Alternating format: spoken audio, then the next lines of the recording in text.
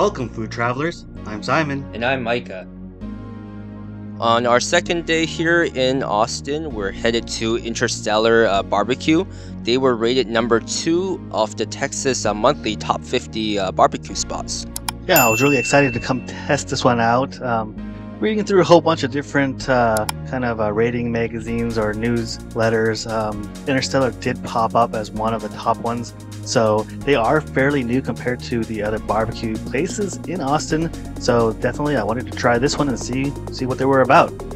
One thing to note here, as you see in the video, Interstellar is a little bit different. They have all their barbecue the smokers on the outside, so when you're coming in, waiting in line, you get to smell all the good smoky flavors and actually get to watch everything in action. Yeah, it was pretty cool. They're located in a strip mall, so they don't have kind of your traditional space like other barbecue places do, where they can just put their smoker out in the back and then do all the smoking. So everything is just right out there in the front parking lot for you to see.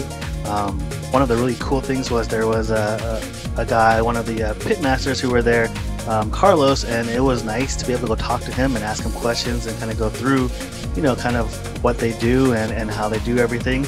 That was one of the things that I really remember coming and visiting Interstellar. Yeah, it was nice talking to the pitmaster up front and learning that they use the post oak wood and kind of what was kind of his favorite items from their own menu, and that's kind of how it kind of helped me decide what to order as well. Yeah, and as you can see, we can get up nice and close to all the smokers and kind of see how everything is done. And they have about 3 smokers up front. One kind of right in front of the front entrance, and the other 2 located where that tree is in the parking lot. It's just fascinating to be able to go through, and they are super nice, and they'll answer any questions, and they'll kind of show you a lot of things if you're there and you look curious. And so if you definitely go to Interstellar, I would recommend going and talking with them. Yeah, and we did come here on a weekday. I think we arrived about 45 minutes before they opened. And because it was kind of drizzling outside, there wasn't very much of a line. I think we were second in line.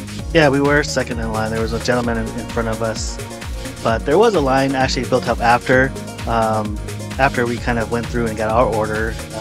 But not like other places like Franklin, as you saw earlier in one of our earlier Austin videos. That one definitely had a huge long line that stretched out, but as you can see also in the Franklin video, it was a sunny day, so a little bit different than it was on this day. And one thing really great about Interstellar is the free beer. They have a whole tub of Lone Star beer up in front, so as long as you're over 21, you can grab one to drink while you're in line. Yeah, I thought that was a little cool thing that they offered for everybody waiting in line. Definitely, it would have been nice if every place that made you have to wait in line for barbecue and give you a nice beer.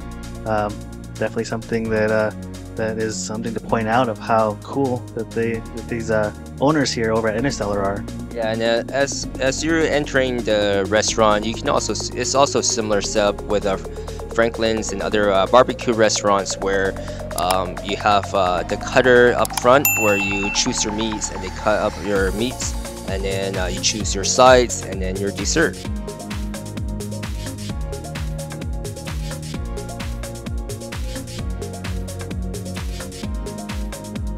And as you can see, we were actually entering when they opened the shop first in, and yes, we were the second people in line going through. And it's a nice small place, not humongous, but not too small either, so it's a good size. Definitely same feel as many barbecue places have, like Micah said, where you go into the counter and you order and they'll cut it in front of you. Yeah, and I really enjoyed this restaurant. The atmosphere in itself was really great. People were really friendly. They answer all your questions, and they kind of asked you, oh, do you want to try this, or what else you wanted, and that was just a really great environment to be in. Yeah, I think one of the greatest things about barbecue is that they're cutting the things in front of you, and so it kind of gives you a good sense of the meats and the things that they're providing, and it creates great interaction with the people behind the counter.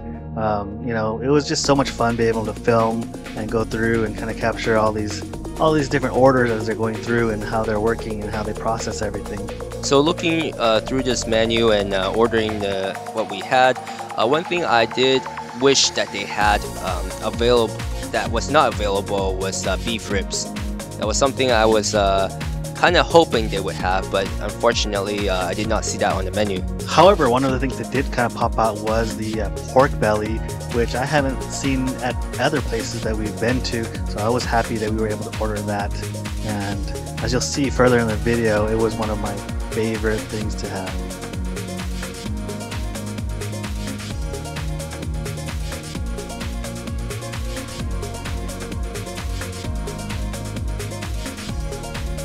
So after we ordered our dishes, we ended up having the pork belly, the brisket, the pork ribs. For our side, we actually had, for dessert, that is a banana pudding and the smoked scallop potatoes. Yeah, I think this was way too much food for what we both had. It was really good though. I really enjoyed that pork belly. I think the pork, the peach glazed over it was really tasty. Yeah, like I mentioned earlier, this is one of my favorite things I had. It's a peach tea glaze. It is fantastic. If you're a fan of pork belly, this is something that you'd probably really enjoy, because I did really enjoy it. There's that kind of flowering sweetness tied with the definitely the savoriness of the pork belly itself. That combination, it's fantastic. It's just so good. It melts in your mouth with tons of flavor. Definitely recommended. Yeah, I think it had the right amount of fattiness to it. It wasn't like overly fat as some pork bellies could be prepared, where there's just so much fat and there's not enough meat to it. I think this one was a great balance in between both fatty and meat to it. And also with the sausage that we had, I believe this one was a beef sausage, but there wasn't anything special on it. I would say it's a good sausage. I would say it's a house-made sausage, as most of these barbecue places that are popular do make. It was good, but nothing that stood out, at least in my opinion. And as for this pork rib, I mean, it was good. There was flavor to it, but I think in terms of texture of it, it wasn't exactly like fall off the bone that we had like in Franklin's. I think that part, for me, I would prefer it a little bit more on the fall off the bone side. Yeah, I'm in agreement with you on that. I do like a much more tender rib. And definitely these are preferences for, you know, each individual as you go and eat your barbecue. So if you're a person who actually likes a little bit more chew with your ribs, you know, it's not like it's super chewy or anything. It's still pretty tender, but it's not quite fall off the bone.